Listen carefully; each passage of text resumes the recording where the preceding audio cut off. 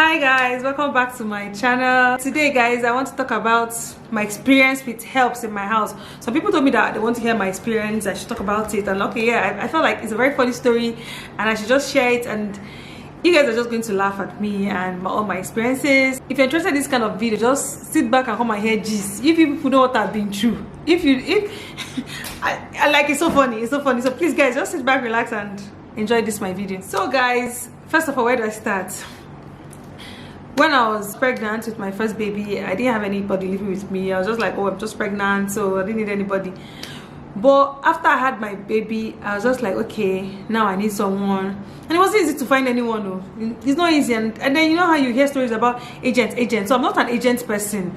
I don't believe in all these agent things, because if you reject somebody, you send it back to the agency, they will still take that person and give another person. So I just like, I know, let me never start. Although I've heard enough stories already with agent.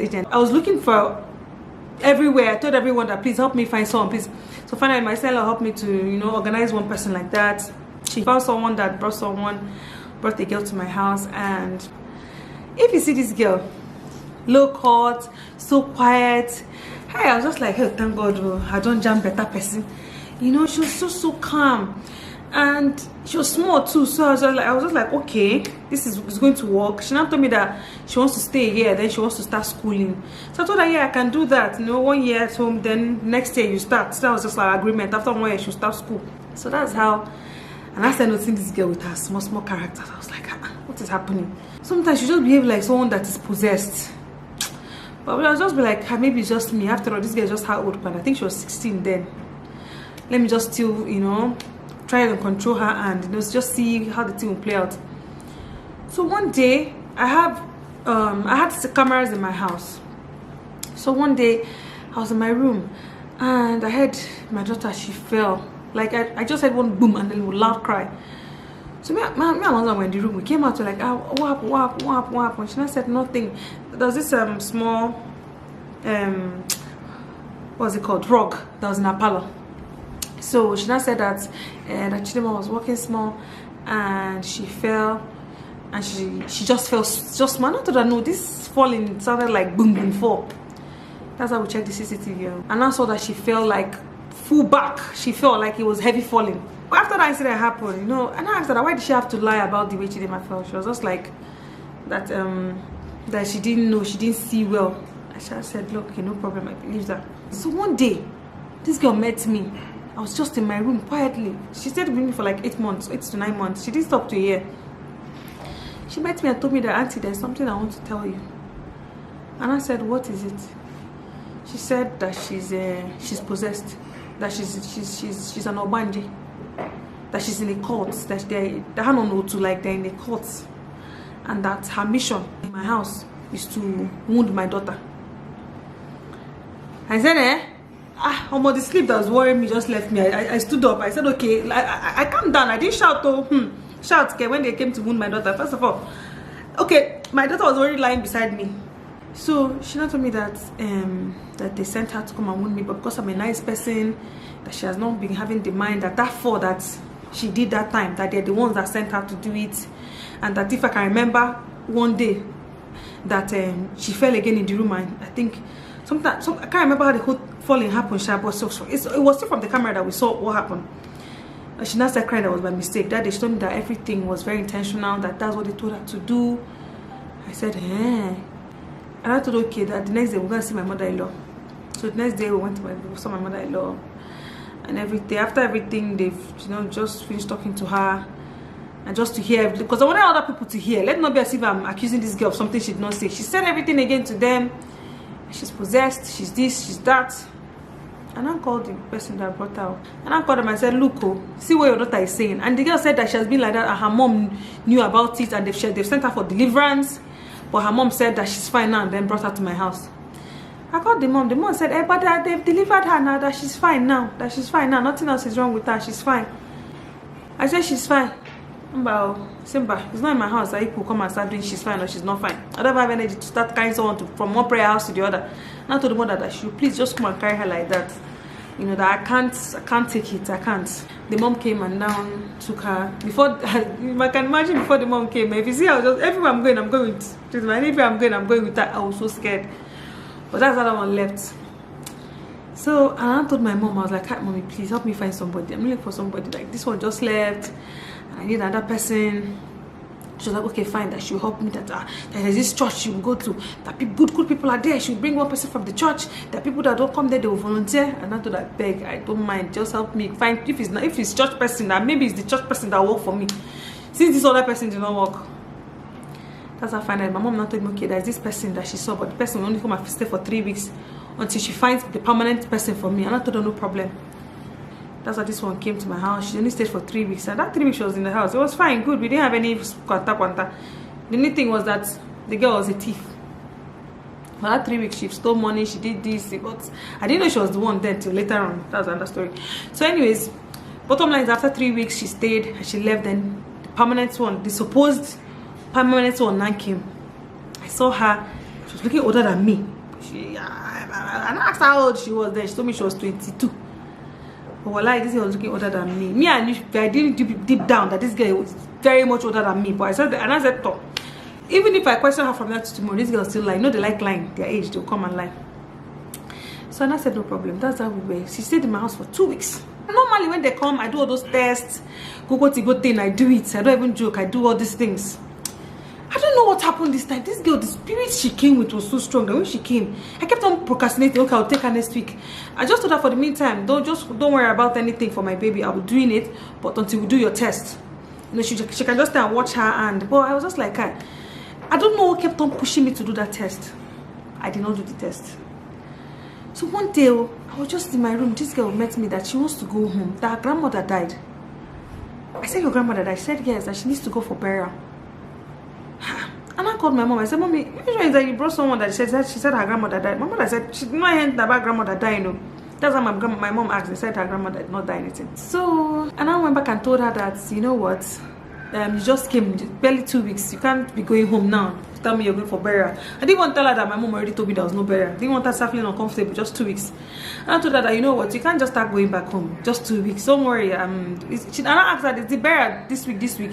She said yes. And I told her, "Okay, if you knew that you had the burial coming up, why did you come to my house?" And I just told her the truth that, "Look, I know that there's no burial." She now said that it's not burial. She meant that her grandmother was sick. She didn't see her grandmother. Bottom line is that I refused. I told her no, because I already knew that she was lying. So I refused. This girl started giving me attitude. She wake up in the morning, she'll still away like this. Carry her face, pass me, and come on, Emma. I said, "Huh? In my own house." I did not say anything. I left out.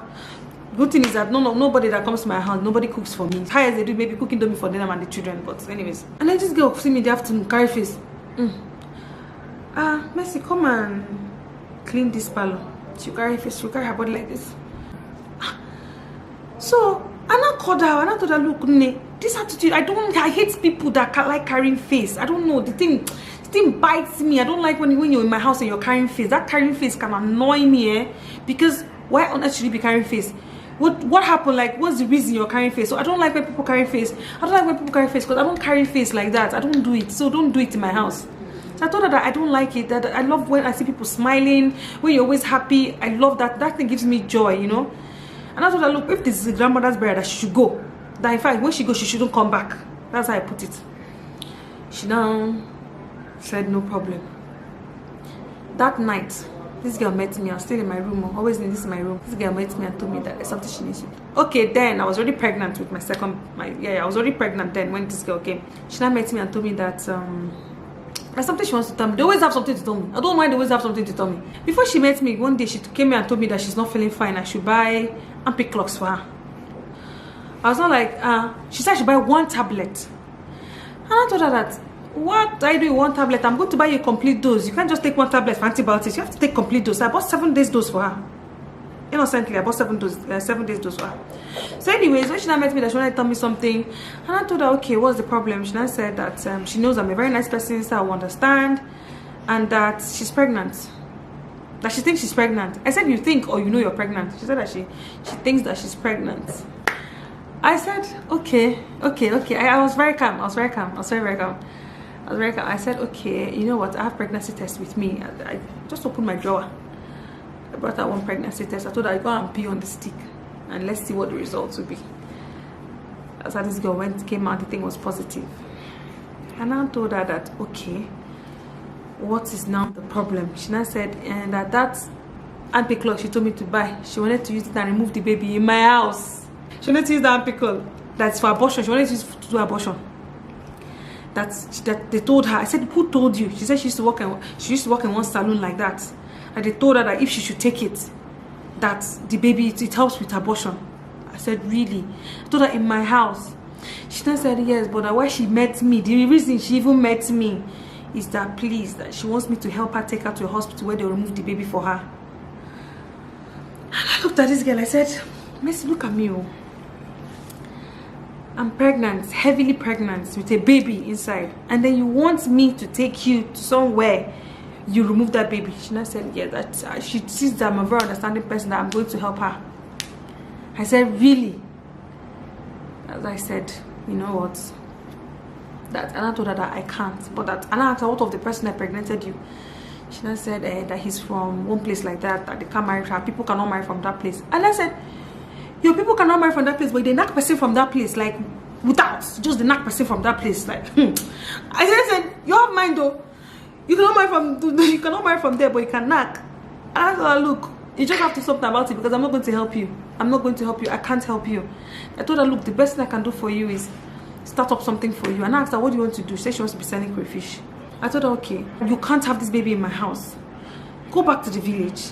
I promised her, like, I told her that I'm going to start up something for you. Tell me how. She asked her how much she needed for the crayfish business. She told me. I told her, okay, I'm going to give you so amount of money. I'm going to give you the full money you need. I just spoke to my husband. My husband was like, yes, let's just help her instead of her just removing this baby. I said, okay, let's start up that crayfish business for you, but just go home and have the baby, you know. She then said that when she's done having the baby, can she come back? I said, how will you come back when you have baby you're taking care of? I told her, just go first and take care of yourself. I called my mom. My mom came, you know, my mother took her back to the village. And you know, I thought, okay, when she's ready, when she's settled in, she should call me so that she can start her business and all that. She said, I'm not told that with the money you can take care of your baby. And I saw this girl went home after like a month. I didn't hear from her. I tried calling her, but her phone was not going through. After like a month, this girl called me and I said, how are you? She said she's fine. And she said that that she wants to tell me that she has removed the baby, but can she come back to my house now? I was just like, huh? You have removed the baby and you want to come back to my house? She said yes. And I told her, you know what? I'm sorry, you can't come back to my house. That was not the agreements we had and all that. I told her, look, whatever thing you want to do with your life, it's your life, but you can't come back to my house. So that's how later on my brother-in-law that stays with us, that was not telling me that she even met him first and I told him to help her take her to a place where she can remove it. And I said, and I told her no, that she should meet me. He was actually the one that convinced her to come and meet me, that I'm a very nice person that will understand. Anyways, so that's how that one ended. I started looking for another person. I said, God, me and this looking for. And then we were trying to move from where we were staying to another place. And then I was about to travel to, and I told myself, let me just manage myself. Let me just travel. By the time I come back, by God's grace, you know, I'll start looking for another person and blah, blah, blah. So I traveled, I came back. My mom was still around, so we're still looking for that period. My mom stays in my house for 4 months. So that 4 months she was in my house, I finally we got somebody. She was 13 years old. She came, her people said they just want her to go to school. I was like, what is even good for me, Steph? If I please all this staying at home and because me while will not be there. Let's let her go and keep herself busy in school. Wrong. So that's how she came. She came around April. So she now said that by September, that's when the new session is starting, she'll start school. That's how this girl started school. Everything was fine. I just noticed that she was a bit lazy, but I said, whatever, I can manage lazy. Then we're living in a very small place, but not that she cleans every day, she doesn't cook.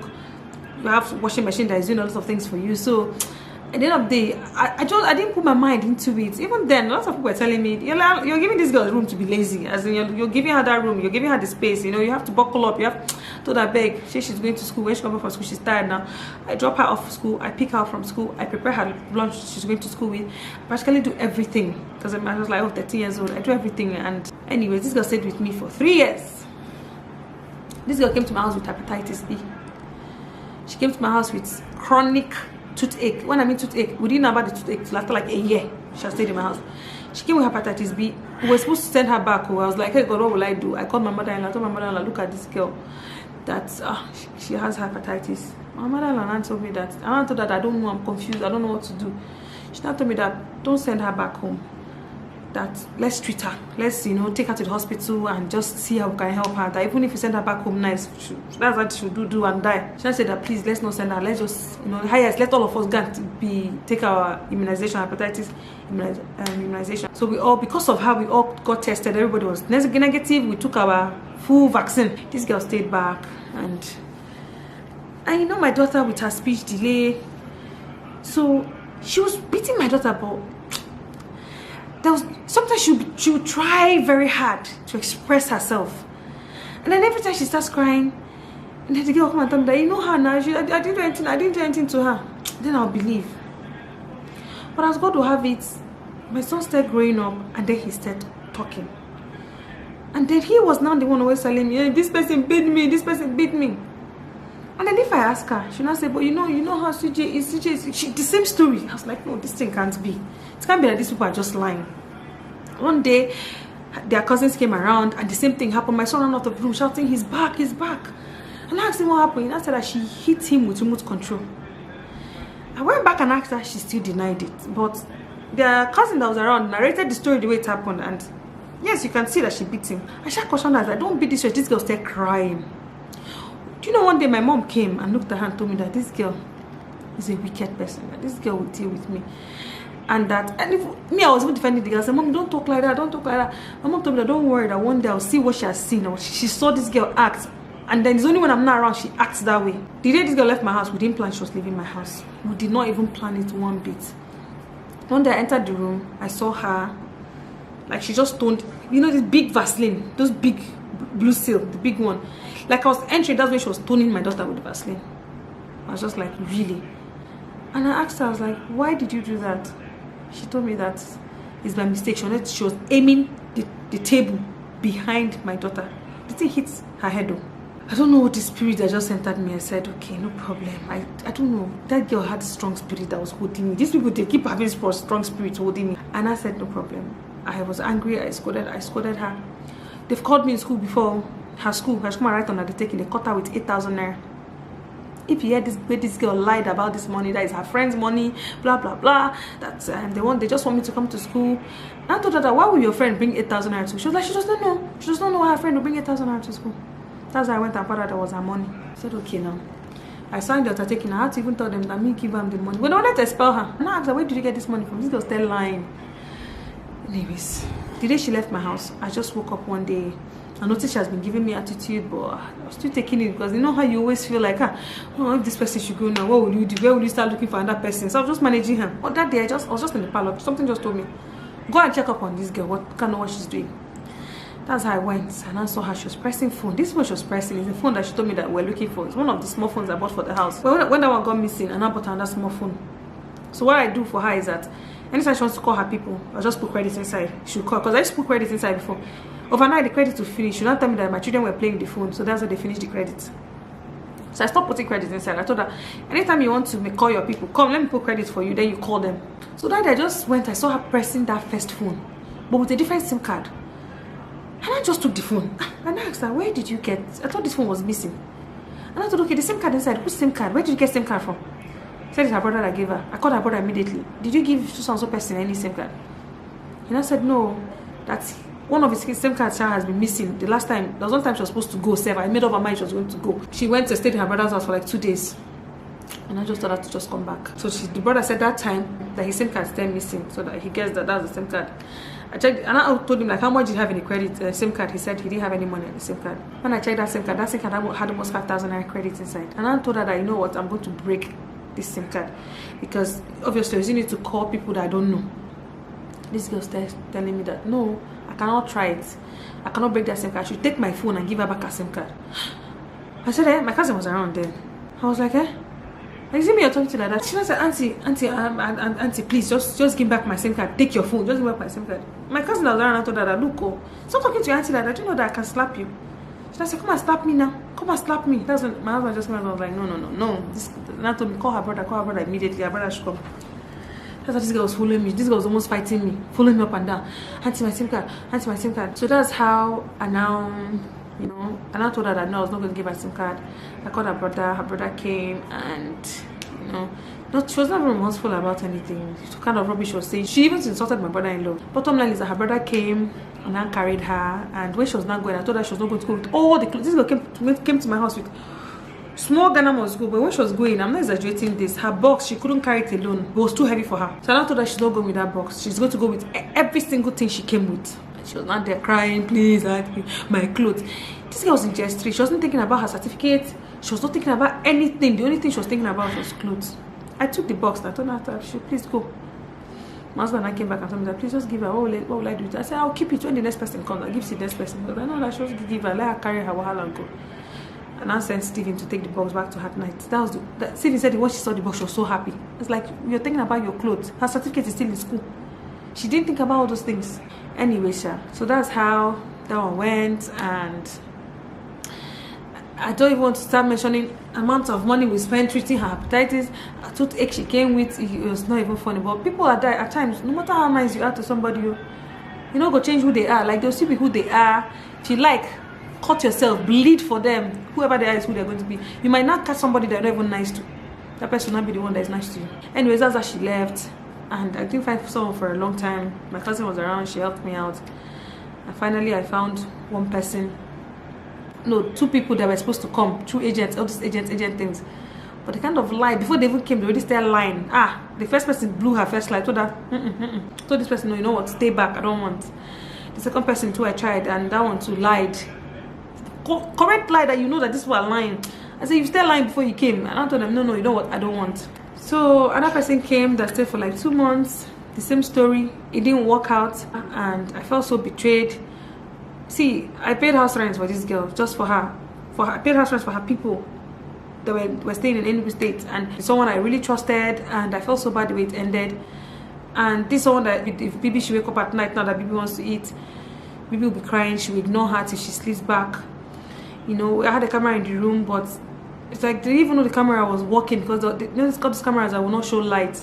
Maybe they felt it was not working. So I just said, okay, let me just watch. I didn't want to tell her what I was seeing. So I started just taking methods to correct things. And I told Nj, that's when I told Nj, please just help me find somebody. I'm so tired of what's happening. I need a good person in my life. And Nj was like, okay, fine. And I told Nj what has been happening in the house. She now found Oluchi and told me that, okay, someone just told her about someone good. That's how Oluchi came. And I told the present girl, like, okay, you know what, help me teach her things before. Stay with her for like 2 weeks. I didn't even tell her anything that I saw. One day I came to the room and Baby's tummy was bloated. And she only made Cerelac to give Baby. And I told her, no, please don't give Baby Cerelac. Her tummy is bloated. I got this suppository I put for Baby. Baby poo-pooed. You know, the tummy became better because it was so hard before. So, do you know that food, that Cerelac this girl made? When I left the room, God just told me, leave the room and come back. I went upstairs, opened my door, banged it, so the door was inside. And I came down. She was not telling Oluchi that this is how I behave, this is how I spoil my children. Why will I not allow Baby to eat the Cerelac?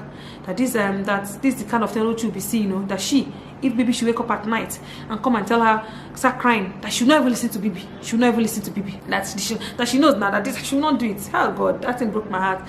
And immediately I entered, I separated her from Oluchi, and immediately the next day, that's how she left my house. I told her, look, you're a very wicked person. What did I not do for this girl? I can't even come out and say it. It's shameful. But at the end of the day, it's who I am, and I feel like no matter how nice you are to somebody, if they want to be wicked, they'll be wicked to you. This person was actually too nice to her. Anyways, it's left for God to judge. So that's my story. And finally, Oluchi was supposed to. I told the Oluchi that she would go with the girl because she was listening to all the rubbish the girl was telling her. And Jenna said, no, please, I'll just leave Oluchi there. Please, she's a good person. And after the girl left, Oluchi's true self came out, you know, free, happy. Oluchi's always smiling, and just God blessed me with her, and I was just so happy and grateful. So it has not been easy. I know a lot of people are struggling with, you know, people staying in their house, bringing people to stay with them. It's not easy. It's not easy to find someone good. At times, you see someone. I met someone that said that she doesn't want anybody again, that she has had a lot of terrible experiences, that she doesn't want anybody again. Let her just be managing until whenever. So some people feel like that. I don't know if people have had your own experience with your girls that come to your house to stay, and I've had my own share, and it's not funny.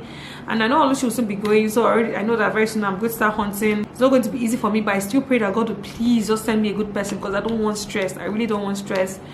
And so this is my story. I'd love to hear about people's own. And all that, let's just chat about it. So So if you have had possessed people in your house too, or pregnant people, or people that have underlying illness that will not say anything and all that, so well, I'd love to hear about it. And hope you guys enjoyed this video. Don't forget to like, share, subscribe, and I'll see you guys in my next video. Bye. I didn't even see my makeup, my transformation in the other video. Shape is so high, top, how I transformed. Can be president's wife if I want to. See the look I give. Just see me now. Every day I was just looking at myself and admiring myself. But if you haven't watched that video, go and watch that video. Watch me transform into Cinderella. Anyways, guys, see you guys later. Bye.